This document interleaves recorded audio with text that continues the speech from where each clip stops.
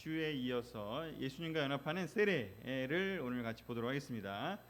지난주에 어떤 거를 배웠냐면은 예수님의 십자가 사역에 대해서 3주 전에 배웠고요.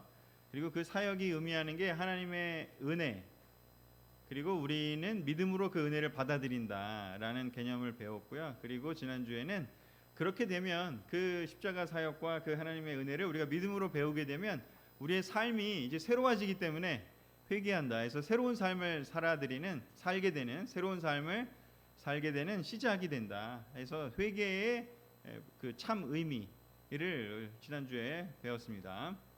그래서 그 회개의 참 의미는 무엇이냐? 나 중심의 삶에서 이제는 하나님과 함께 있는 나 중심, 하나님과 함께 있는 나 중심. 좀 다르죠? 그냥 나만, 하나님 없는 나 중심이 아니고 하나님과 함께 있는 나 중심의 삶으로 바뀌게 되는 거죠. 그래서 하나님과 나, 이렇게 하나님과 함께 나가 어디에 있냐면 에덴 동산에서 하나님과 함께 자유롭게 거닐고 대화하고 교제 나누고 즐기고 많은 것들을 거기서 하잖아요. 타락하기 전에. 그래서 그때의 삶으로 회복이 되는 것이죠.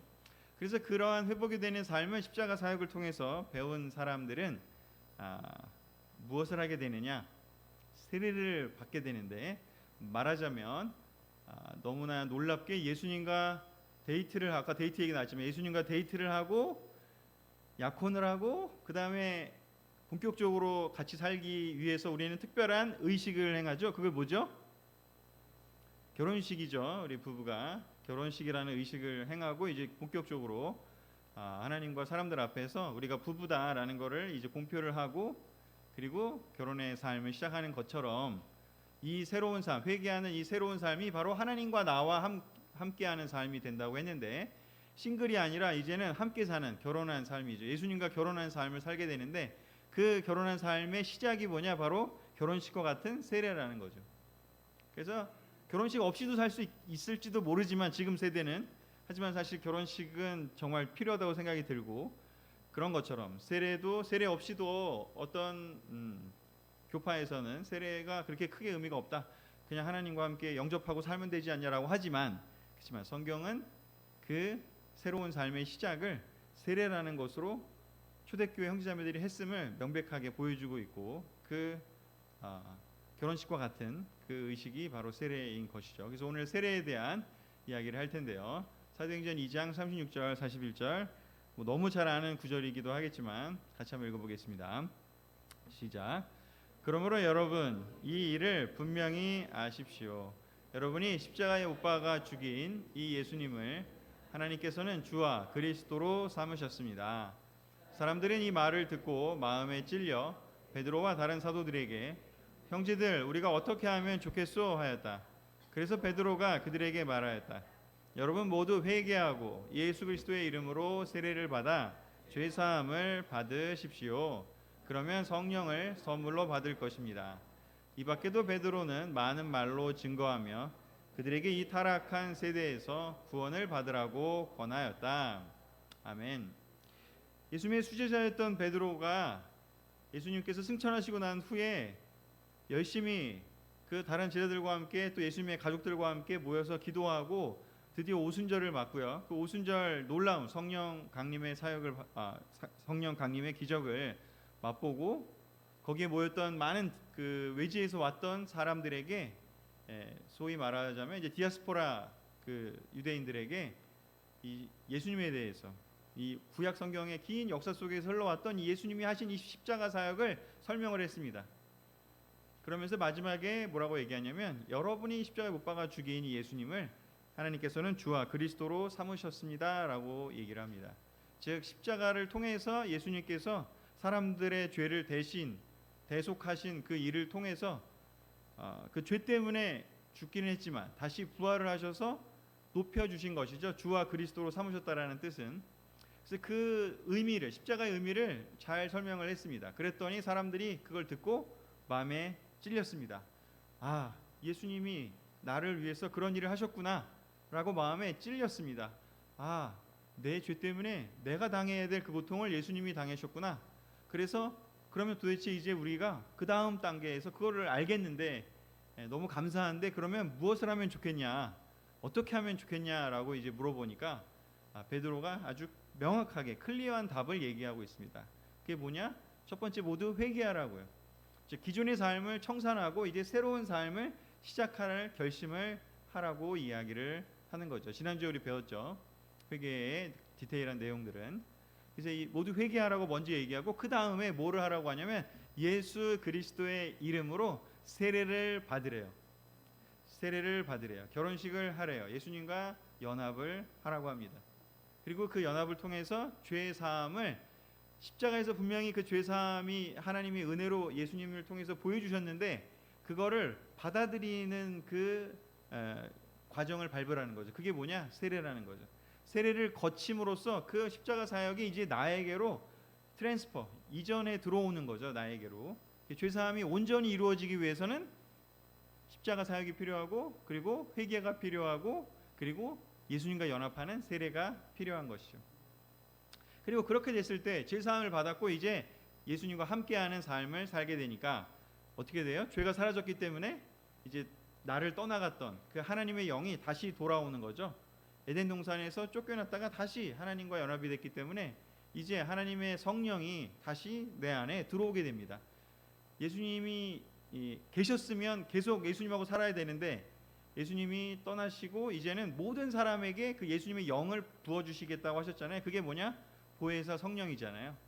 그래서 예수님이 계셨으면 그냥 한 명 한 명 예수님이 다 만나야 되는데 예수님이 떠나시고 보혜사 성령을 주셨기 때문에 이제는 그 성령님이 모든 사람, 각 사람에게 함께 살 수 있는 형태로 역사하시기 때문에 훨씬 더 크신 일을 많은 사람들에게 직접 내주할 수 있는, 임재할 수 있는, 조금 어려운 한자를 쓰자면 내주, 임재 뭐 이런 단어를 쓸 수 있는데 그 성령을 받게 되는 거죠. 영혼에.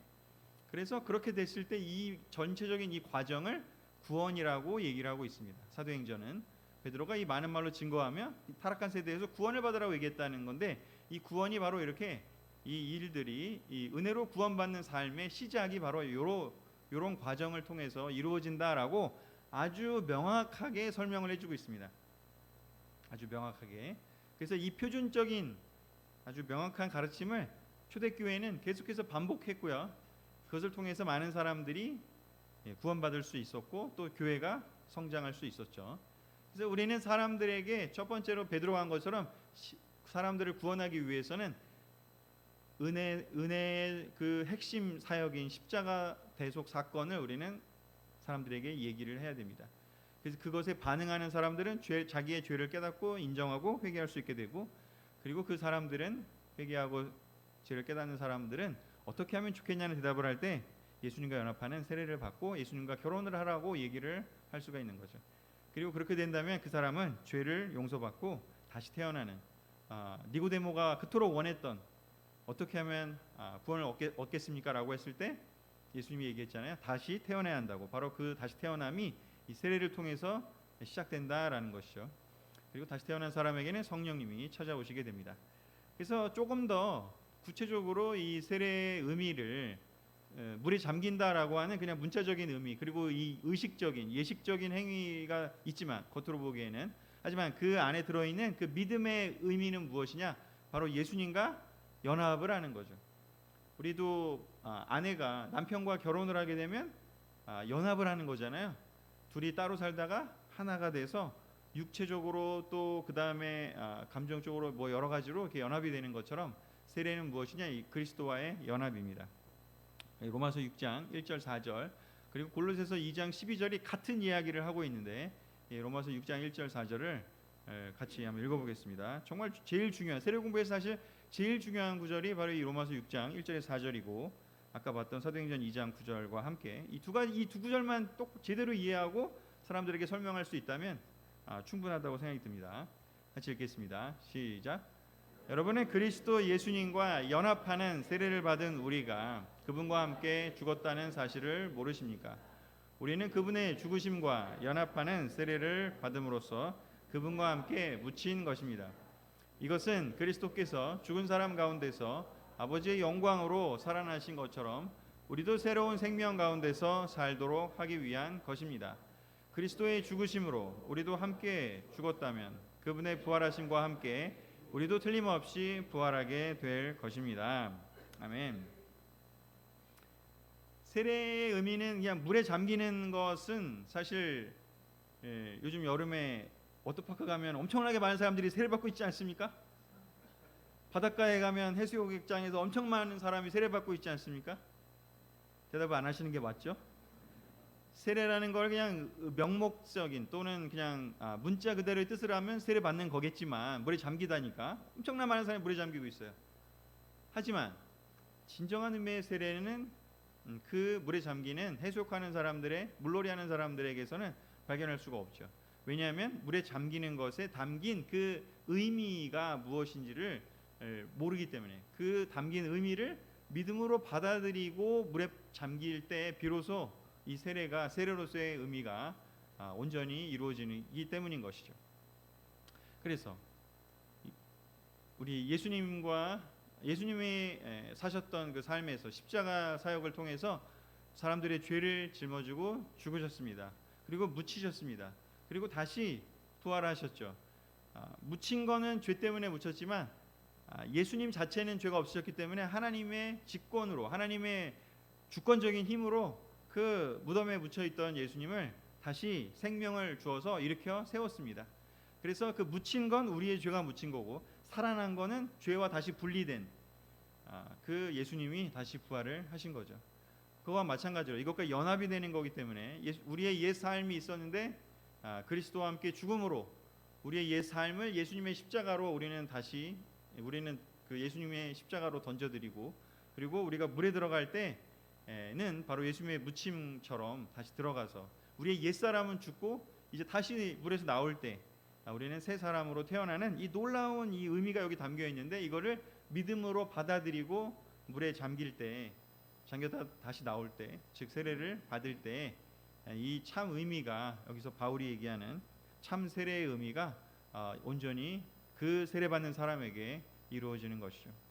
그래서 여러분 아시겠지만 이렇게 세례 막 이렇게 우리 의식하고 막 나눔도 하고 또 뭐 축하 막 얘기도 하고 그 다음에 뭐 여러 가지 이제 그 질문도 하고 그리고 마지막에 세례 받을 때 꼭 그 세례 주는 사람이 그 사람한테 가가지고 뭐라고 얘기하는 거 보셨나요?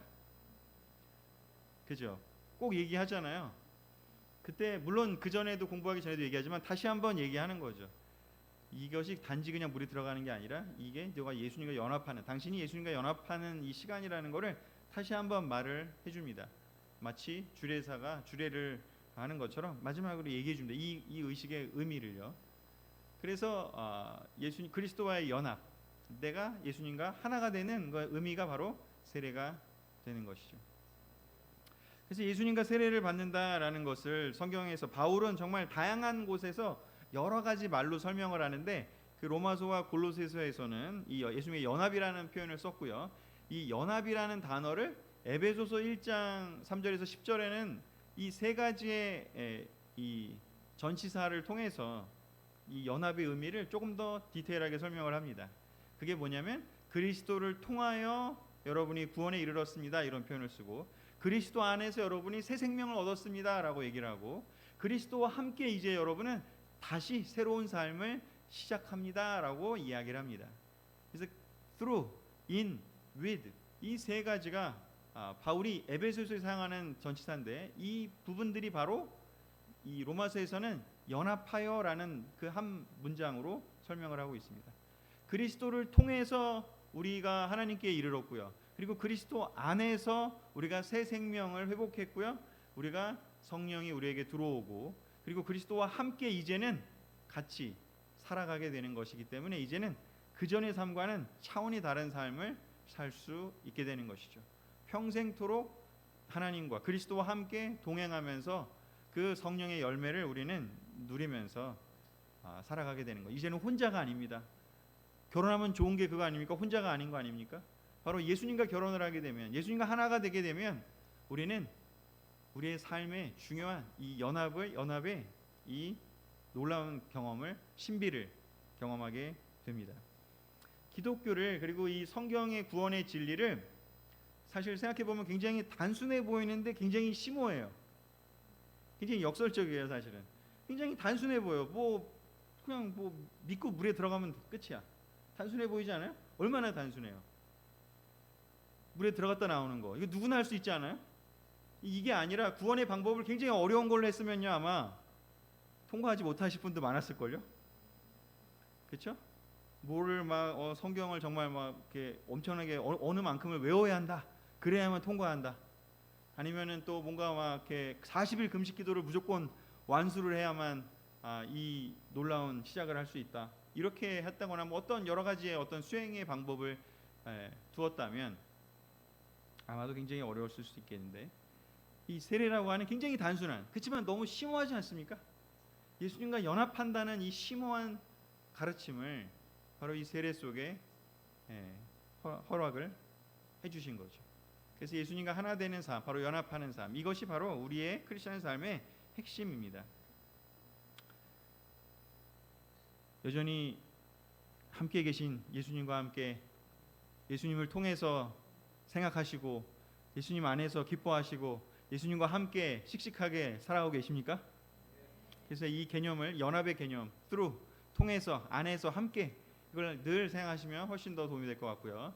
그 다음에 이제 갈라디아서에서는 이제 이 연합한다는 거의 의미를 이제 또 다른 의미로 설명을 하는데, 그게 뭐냐? 자녀가 되는 것이, 하나님의 자녀가 되는 것이고 상속자가 되는 것이다라고 얘기를 하죠. 하나님부터 우리가 분리됐었는데 그 하나님의 외아들이신 예수님과 연합을 하게 돼서 우리는 이제 예수님의 자녀가 됩니다. 그리고 자녀가 됐다는 건 이제 그 하나님의 자녀가 됐다는 것. 그리고 자녀가 됐다는 것은 이제 남남이 아니고 하나님의 모든 것을 물려받을 수 있는 상속자가 된다라는 뜻이겠죠. 그래서 갈라디아서는 또 그렇게 설명을 하는 것이죠. 갈라디아 3장 26절 29절을 같이 읽어보겠습니다. 시작. 여러분은 다 믿음으로 그리스도 예수님 안에서 하나님의 아들이 되었습니다. 누구든지 그리스도와 연합하는 세례를 받은 사람은 그리스도로 옷을 입은 것입니다. 여러분은 다 그리스도 예수님 안에서 하나가 되었으므로 유대인이나 그리스 사람이나 종이나 자유인이나 남자나 여자나 차별이 없습니다. 여러분이 만일 그리스도에게 속한 사람이라면 여러분은 하나님의 후손이며 하나님이 약속하신 것을 받을 상속자들입니다. 아멘. 다양한 서신서에 같은 개념을 이렇게 다르게 설명하는 게 바울의 놀라운 장점인 것 같아요. 여기서 얘기하죠. 다 믿음으로 하나님의 아들이 되었대요. 아까 얘기한 것처럼 그냥 물에 빠지는 거는 거기에 믿음이 필요 없지만 예수님과 연합한다는 거에는 굉장한 믿음이 필요하죠. 그 믿음, 그 믿음을 가지고 그리스도와 연합하는 세례를 받은 사람은 이제 새로운 사람이 된다라는 것이죠. 어떤 사람이냐? 바로 하나님의 자녀가 된다는 것입니다. 하나님의 아들, 하나님의 딸이 된다는 것이죠. 그래서 그리스도에게 속한 사람이 된다라고 얘기를 합니다. 우리가 이 크리스찬이라는 말을 우리가 예전에 보통 많이 쓸 때는 이 IAN을 like라고 해서 전치사 like로 해서 닮은 사람으로도 얘기를 하지만 사실 이게 영어는 그렇게 보일 수도 있지만 이 그리스어 원문으로 보면 속한이란 뜻이 더 강하거든요. 그래서 크라이스트 IAN 할 때 이 IAN이 들어있던 그 그리스어 원래 성경에 쓰여졌던 그 그리스어로 보면 그리스도에게 속한 사람이 바로 뭐냐? 크리스찬이라는 말입니다.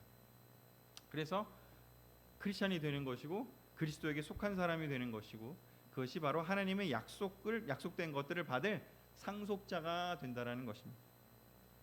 그래서 이 연합한다라는 것의 이 의미가 굉장히 이렇게 다양하고 풍부하게 담겨져 있습니다. 세례가 가지고 있는 그 의미가 굉장히 다양한 것이죠. 그래서 이 그리스도 연합하는 세례를 통해서 우리가 하나님의 자녀가 되고 이제 하나님의 모든 축복, 하나님 나라의 모든 축복과 하나님 나라에서 받을 수 있는 많은 것들을 우리는 상속받게 됩니다. 그것의 대표적인 게 무엇이냐? 우리는 그 단어 영원하다라는 게 시간적 의미로만 볼 수 있지만 그 영원한 나라에 속한다. 영원히 하나님과 함께한다의 그 영원이 바로 이 하나님께 모든 것을 받는다라는 것을 또한 포함을 하고 있습니다. 그래서 이렇게 세례의 의미, 연합한다, 그 안에 상속받는다, 그리고 하나님과 예수님을 통해서 예수님 안에서 또 예수님과 함께 살아가는 삶이다. 이런 여러 가지를 설명을 하면서 이 세례에 담겨져 있는 이 심오한 이 놀라운 의미를 충분히 설명을 한 후에 이 교재는 간단하게 두 개의 예를 들지 않고 하나의 예를 들었는데 제가 하나를 더 추가했습니다. 그래서 바울이 세례받는 장면을 이 교재에서는 얘기하고 있는데 이제 example 사례를 이제 보여주는데 아까 베드로가 사도행전 2장에서 3천 명의 세례 줄 때 했던 그 예시도 있고요. 그리고 바울도 다마스커스에서 하나님을 놀랍게도 예수님을 직접 체험하잖아요. 그 엄청난 체험 아닌가요? 그래서 그 체험을 하고 난 후에 바울이 똑같이 사도행전 2장에 나오는 그 사람들처럼 물어봅니다. 그럼 이제 제가 무엇을 하면 좋겠습니까? 라고 얘기를 해요. 그랬더니 그 환상 속에서 예수님이 자, 내가 사람을 준비해놨다. 저 들어가서 누군가를 만나게 될 텐데 그 사람 아나니아라고 하는 사람을 만나게 될 거다라고 얘기를 하고 그의 말을 들어라라고 얘기를 합니다. 그래서 갔더니 아나니아가 뭐라고 얘기를 하는지 우리 조상들의 하나님이 당신을 택해서 그분의 뜻을 알게 하시고 의로운 그리스도를 보게 하셨으며 그 의로우신 분이 하신 말씀을 듣게 하셨습니다. 이것은 당신이 그분의 증인이 되어서 보고 들은 일을 모든 사람에게 말하게 하기 위한 것입니다. 라고 그가 택함받은 이유를 다시 한번 설명을 해준 후에 그 다음에 뭐라고 얘기하는지 이제 망설일 이유가 어디 있습니까? 라고 얘기를 하면서 해야 될 일을 알려줍니다. 그게 뭐냐? 일어나 주님의 이름을 불러 세례를 받고 당신의 죄를 씻어 버리십시오. 그래서 예수님을 환상 속에도 만난 사람이 굳이 뭐 세례받을 필요가 있을까? 없다라고 얘기할지도 모르겠지만 그렇지만 성경은 분명히 뭐라고 얘기했는지 그렇게 예수님을 만났더라도 그 모든 사람에게 똑같이 하나님께서 예수님께서 하라고 하신 그 일이 무엇이냐? 주님의 이름을 불러 세례를 받고 죄를 씻어버리고 새로운 삶을 시작하라고 이야기를 하셨습니다. 그래서 이렇게 바울도 이렇게 세례를 받아서 예수님과 연합하는 삶을 시작했고 그리고 또 하나 사도행전 8장 이건 제가 그냥 넣었는데 교재에는 없습니다. 8장에 보면 이 이디오피아 고관도 너무나 성경을 읽고 찾는 사람이었죠. 구도자였죠. 특히 이사야서를 보면서 십자가의 그 일이 무엇인가가 너무 궁금했어요. 그랬을 때 그 하나님이 빌립을 전도자 빌립을 보내줘서 그 빌립이 그 성경 말씀에서부터 시작해서 예수님에 대한 기쁜 소식을 자세히 설명해 줬대요. 우리도 성경 공부 시작하면서 이 세례 지금 받으려고 하는 이 사람에게 굉장히 성경 말씀에서부터 시작해서 예수님에 대한 기쁜 소식을 우리도 앞에 지금 한 몇 주죠? 한 6주 이상 지금 설명을 했잖아요. 빌립이 한 거 우리가 하는 건 똑같죠.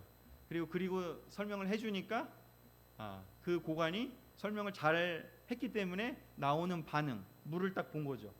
와, 저기 물이 있는데 그럼 나도 세례를 받을 수 있냐라고 질문을 합니다. 그래서 빌립이 당신이 진심으로 믿는다면 세례를 받을 수 있습니다 라고 얘기를 하게 되죠. 그래서 그는 예수 그리스도가 하나님의 아들이라는 것을 내가 믿습니다 하고 말하였다. 그리고 마차를 멈추게 하고 빌립과 함께 물로 내려가 빌립에게 세례를 받았다. 이렇게 성경을 제대로 알아서 예수님에 대한 기쁜 소식을 제대로 이해하게 되면 물을 보면 들어가고 싶어지는 거죠. 세례의 의미를 제대로 배웠기 때문에 세례를 받고 싶다고요. 제가 틴들하고 성경부할 때 재미있는 게 뭔지 아십니까? 자기들이 먼저 다 계획을 세워놔요. 자기는 언제쯤 세례 받겠다. 동기들끼리 모여서 다 자기 얘기해놔요. 나는 언제쯤 세례 받을 거라고. 그 아이들이 보기에는 이게 물에 들어가는 거거든요. 그냥 자기는 여름에 받겠다. 나는 겨울이 찬물이 싫다. 뭐 하여튼 얘기하는 거 보면 되게 재밌어요. 그래서 하여튼 저는 거의 시작할 때부터 애들이 많이 보고 그러기 때문에 너 세례 받을 수 있어. 세례 받을래? 그러면 제가요? 저 그냥 많이 얘기하거든요. 세례 받을래? 세례 받을래? 세례 받고 싶다고 얘기하는 친구도 있고 제가요? 그러면서 하면서 걔는 뭔가를 알고 있는 거죠. 그냥 되는 건 아니구나. 제가요? 어떻게 하면 되죠?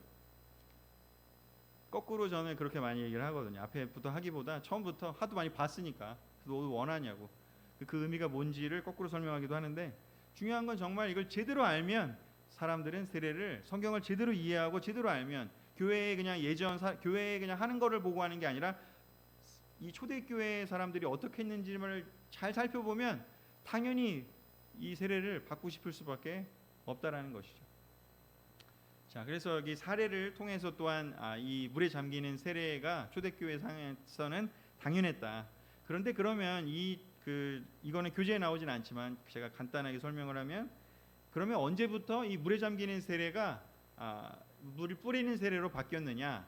그것은 바로 이제 로마의 박해가 심해졌을 때, 뭐 한 150년 이상 됐을 때, AD 150년 이상 됐을 때, 이제 로마 군인들이 박해를 하다가 이 사람들이 꼭 물에 잠겨서 세례받는 걸 알고, 그때는 지금처럼 이렇게 욕조가 있는 시대가 아니니까 꼭 강가에 나와서 세례를 받았거든요. 그래서 이 크리스천들을 잡아 가둬서 죽이려면 어떻게 해야 되느냐? 강가에 매복을 하는 거죠. 그래서 매복을 해서 잡아가서 그 참수하거나 아니면은 그 형장의 그 콜로세움에 사자 밥이 되게 하거나 하는 많은 그 기록들이 남아 있는데, 그랬기 때문에 그 당시에 지도자들이, 그리고 아시다시피 카타콤이라고 하는 막 지하 동굴에 숨어 살기도 했잖아요.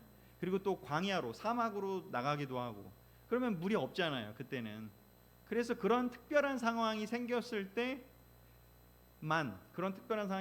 때만 어쩔 수 없이 세례를 받아야 되는데, 물이 너무 없어, 광야라서, 사막이라서.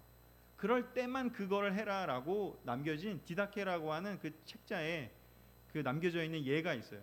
근데 그게 나중에 그냥 그 로마에서 그 로마 제국의 종교가 된 후에는 그냥 그런 어떤 초대교회 원래 했던 모습이 아니라 그냥 그것이 편하고 쉬우니까 그냥 그런 방법으로 해버렸는데, 사실 이 성경에 사도행전부터 요한계시록까지 나오는 이 초대교회 처음의 사람들은 이 물에 잠기는 세례를 통해서, 이 올바른 의식을 통해서 물에 잠겼다가 나오면서 이게 무덤에 내가 죽고 다시 부활한다라는 걸 충분히 좀 느낄 수 있는 경험을 할 수 있도록 이렇게 설계를 해두셨던 것이죠.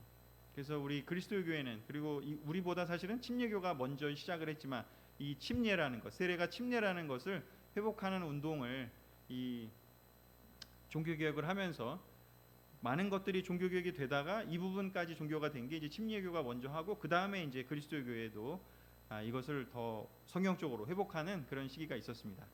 자, 그래서 우리는 사도행전적 교회를 추구하는 교회이기 때문에 이 부분을 우리 교회의 한 놀라운 정체성으로 또 생각하고 하고 있습니다. 다 아실 거라 생각이 들고 간단하게 역사적인 얘기도 잠깐 설명을 드렸고요. 그리고 이건 이제 마지막 구절인데요. 그래서 이 세례의 의미를 바울이 아까 그렇게 시작을 했잖아요. 예수님과 예수님의 그 만남, 다마스커스의 만남을 통해서, 아나니아를 통해서 세례 받으면서 시작을 했는데, 그 세례 받을 때 예수님과 연합한다는 그 의미를 바울은 평생 가지고 끝까지 간직하고 살았음을 보여주는 성경 구절이 바로 빌립보서 3장 8절에서 11절인데, 교재에는 없는데 저는 이 구절로 마무리를 하면 좋겠다라는 생각이 들어서 오늘 가지고 왔습니다. 같이 읽으면서 마무리하도록 하겠습니다. 시작.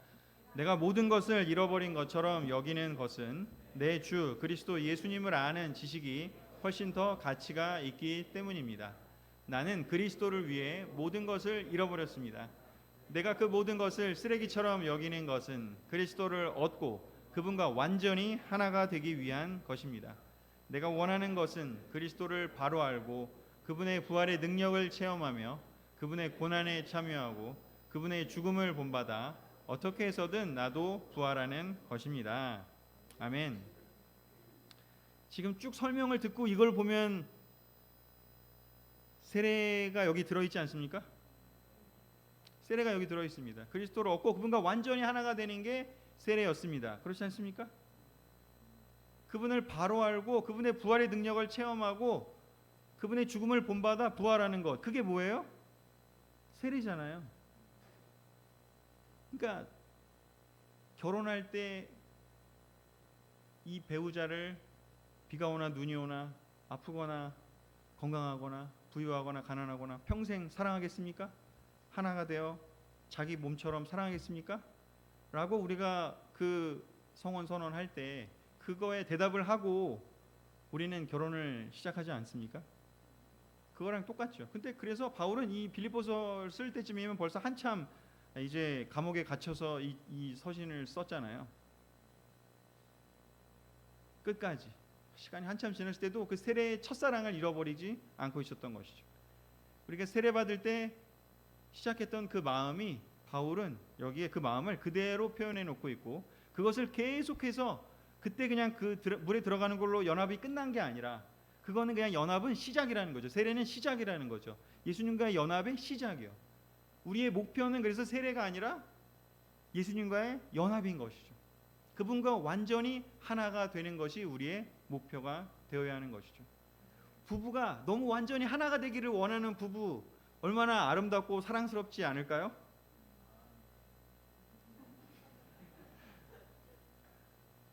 정말 근데 신혼일 때는 너무 막 그렇잖아요. 막 둘이 막 진짜 하나가 되려고 막 진짜 맨날 만나고 맨날 연락하고 그냥 어떻게든 안 헤어지려고 하고 막 서로 출근하면서도 우리 어떻게 떨어지지 막 이러면서 막 닭살 돋으면서 막 그러잖아요. 여러분들도 다 그러셨잖아요, 사실은. 지금도 그러시고요. 아멘. 그렇죠.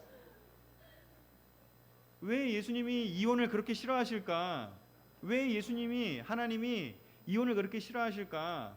그 사랑을 배신하는 걸 그렇게 싫어하시는 거기 때문인 것이죠. 세례를 받은 건 예수님과의 첫사랑을 시작한 겁니다. 그리스도와 연합하는 삶이요. 온전히 예수님과 사랑에 빠진 삶이요.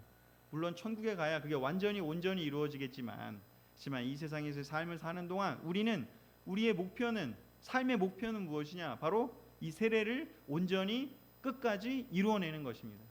세례의 의미를 그리스도를 얻고 그분과 완전히 하나가 되는 거라고요. 그래서 단지 그냥 세례 줬고 제자 삼았고 그냥 구원했다 이러고 끝날 일이 아니라 이것이 담긴 의미가 이렇게 깊다. 세례는 시작이고 그리스도와 연합하는 삶은 끝까지다 라는 것을 우리가 먼저 알고 그 마음으로 사람들을 세례 주려고 한다면 그 세례는 좀 다르지 않을까요? 그리고 끝까지 도와주고 싶지 않을까요? 제가 이태경 형제가 저한테 자주 하는 얘기가 있어요. 삼촌이 그때 저를 얼마나 제가 세례 받고 싶다고 했는데 몇 달 동안은 세례를 안 줬다고. 그래서 그 얘기를 종종 하는데 그래서 제가 너무나 지금 이렇게 있을 수 있습니다라고 얘기를 늘 하거든요. 너 왜 세례 받고 싶어라고 제가 물어봤어요. 구원받고 싶어서요. 또 뭐 하고 싶어서 그래서 안 되는 거야 내가 그렇게 얘기했죠. 그랬다고 하여튼 저한테 계속 많이 얘기를 합니다만 올바른 마음으로 결혼을 해야 그 결혼이 그렇게 해도 사실은 바람피고 사실은 권태기 오고 사실 힘들지 않습니까? 우리 많이 살아보신 분들 아닌가 보네. 네. 근데 시작할 때도 올바르게 시작을 못한다면 그 다음에는 훨씬 더 힘들 겁니다. 그래서 올바로 결혼을 시작해야 하고 그리고 올바르게 그 목표를 향해서 전진해 나아갈 때 우리는 이 결혼이 온전히 이 사랑이 온전히 완전히 이루어지는 것을 우리는 경험할 수 있을 것입니다. 우리 모두 우리 이 삶의 끝까지 온전히 예수님과의 이 결합을 이 연합을 이루어가고 더 깊게 만들고 더 감사한 이 삶을 끝까지 살았으면 좋겠습니다. 말씀을 마치겠습니다.